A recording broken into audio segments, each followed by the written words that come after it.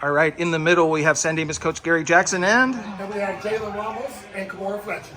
So, Gary, I was telling a lot of people, in 25 years of doing this is one of the most stunning finishes, not just because you won, but because the first half you guys looked so bad. They were... Thank you. 20-point lead. You guys couldn't score for minutes upon minutes. Right. What did you guys do differently in the second half? You know, in the second half, they just started believing in themselves. We went in at halftime and told them all we had to do is cut the lead in half in that third quarter. And once we saw a few baskets start going through, confidence started getting in them, and they started realizing that they could play with them, and it helped us get into our press. So you obviously had the game-winning basket, buzzer beater. Has it even sunk in what you were part of tonight? Was it a missed two or three missed shots, and she got the... Yeah, it was two missed shots. Yeah, well, no, she didn't. She lost the ball, and then Olivia shot it. So one missed shot. What do you think in time when you process this? What do you think this moment's going to mean to you? I think it's going to mean a lot because I did transfer, and I feel like now with that moment that they all cashed in, I really felt like a family, and that's when it hit me that like I actually feel good here and I feel better to be here. So when you're down 20 or so points at halftime, what's Coach Jackson's message to you guys? He kind of just tells us like we got it and to believe in ourselves. He's like he pushes us. He's not the type to be like, oh, like we're not going to do it. He tells us that we're going to be able to do it. So, Jaelyn, I think you're the leading scorer of the night. What did you feel like you had to do for this to happen tonight?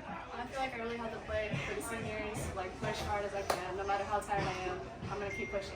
It's either going to be my last game with them or we're going to keep playing. So it's kind of the same question as I asked her. What are you thinking at halftime when you're just not even in the game at the moment? At halftime, I'm thinking like, man, what can we do? What can we do to cut this lead in half, keep our momentum going, just get us out of this hole.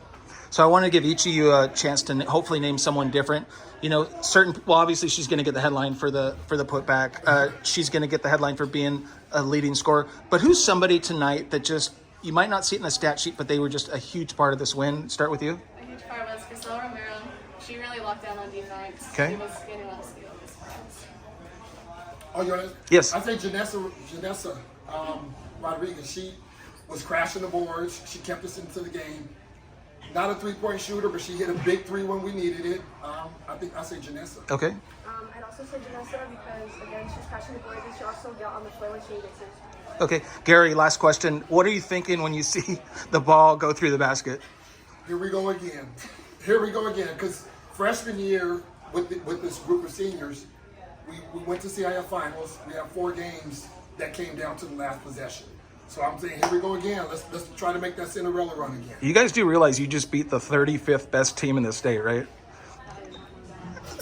There you go. I'm sorry, there is one more question. What do you have to do next game to make sure it's either not this close or you give yourself a better chance to win? Hey, we got to play 4 quarters. Okay. We got to play 4 quarters. I think now with the win, they believe that they should be here. A Division I win, by the way. Division I win. First time in school history. You know, and now they know they can play with anybody we step on the floor with. Okay.